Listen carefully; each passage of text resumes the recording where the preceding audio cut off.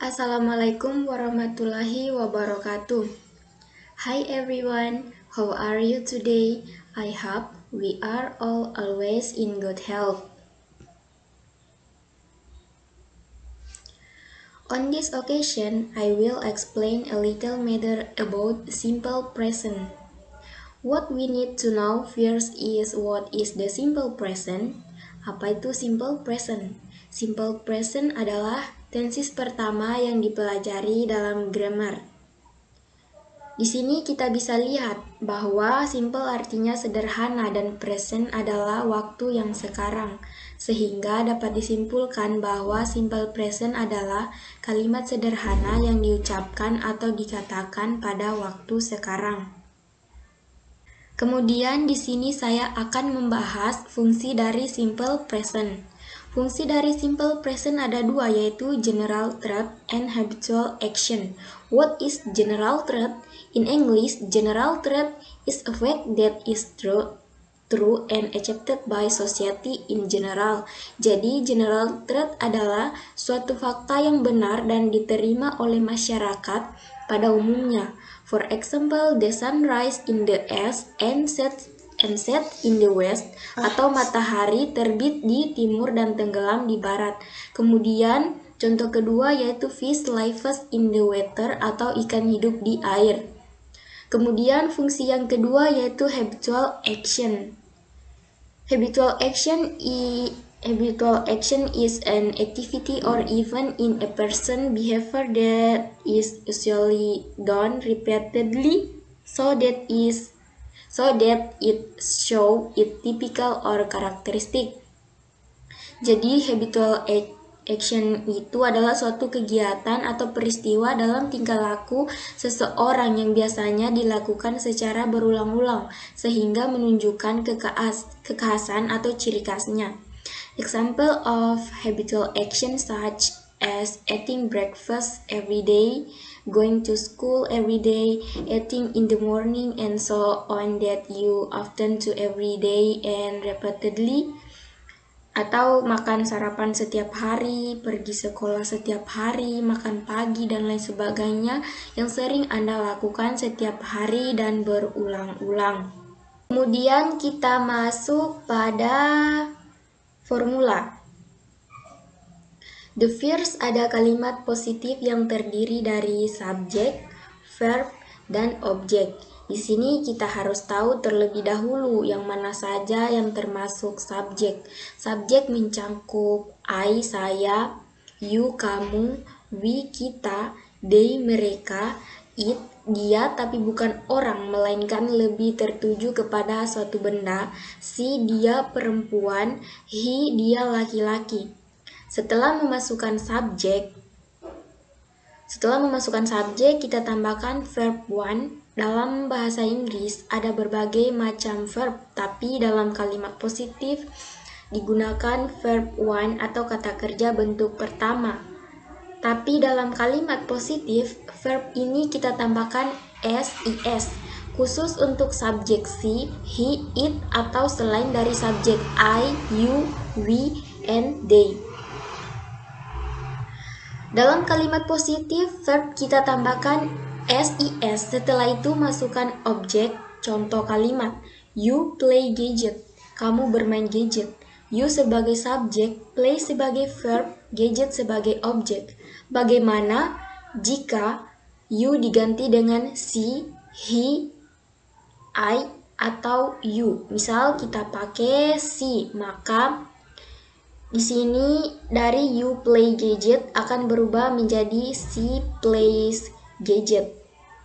Kemudian kedua yaitu kalimat negatif. Kalimat negatif berisi subjek dan ada kata do not, does not.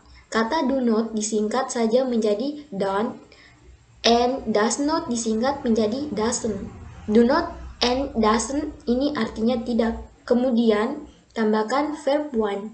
Verb one di sini tanpa SIS karena penggunaan SIS hanya pada kalimat positif. Untuk verb selanjutnya, verb 2, verb 3, dan seterusnya sudah biasa saja tanpa penggunaan SIS. Setelah itu, tambahkan objek.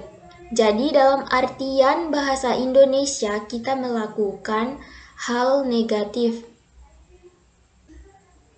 Next ada kalimat interrogatif atau kalimat tanya, menanyakan suatu aktivitas. Ketika kita hendak bertanya, maka gunakan do atau does dalam awal kalimat dalam simple present. Do does di sini diartikan apakah. Setelah penulisan do does, kita tambahkan subjek apakah itu I, you, we, they, she, he, atau it. Setelah itu tambahkan verb one. Sekali lagi penggunaan verb one bentuk kedua dan seterusnya sudah tidak menggunakan SIS lagi. Penggunaan SIS hanya pada kata kerja bentuk pertama saja. Dan selanjutnya kita tambahkan objek. Di sini sudah saya tulis contohnya.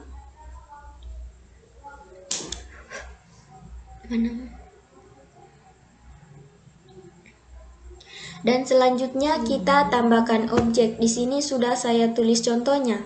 Do you know him? Ketika kita bertanya, jangan lupa menggunakan expression supaya sensasi dari pertanyaan tersebut bisa didapat. Ada juga kalimat negatif yang sifatnya bertanya seolah-olah kurang yakin. Contohnya, don't you believe me? Tidakkah kamu percaya saya? Jadi pertanyaannya bersifat kurang yakin. Nah, di sini ada keterangan, mungkin kita masih bingung dalam penambahan SIS di belakang verb tadi. SIS itu hanya digunakan untuk subjek she, he, it, atau bisa berupa nama hewan, benda atau orang yang sifatnya tunggal dan hanya digunakan dalam kalimat positif saja, seperti pembahasan sebelumnya. Kemudian penambahan SIS, verb akan ditambahkan SIS ketika kita menemukan kata yang berakhiran huruf SS, SH, CH, Y, dan O. Maka setelah akhiran huruf yang ada di sini kita menambahkan SIS. Contoh, Miss berakhiran 2S dan menggunakan subjek she, he, it. Maka kita tambahkan IS dan menjadi Mrs. Misal, Mr. Diaz merindukan ibunya. Mr. Diaz misses his mother. Terus ada kata kerja berakhiran SH seperti mencuci atau wash, maka tambahkan IS. Contoh, dia perempuan mencuci baju, maka she washes clothes. Ada lagi kata kerja berakhiran CH, contohnya menonton atau watch, maka tambahkan menjadi watches. Misalnya, dia laki-laki menonton film. He watches movie. Jadi tambahkan akhiran IS.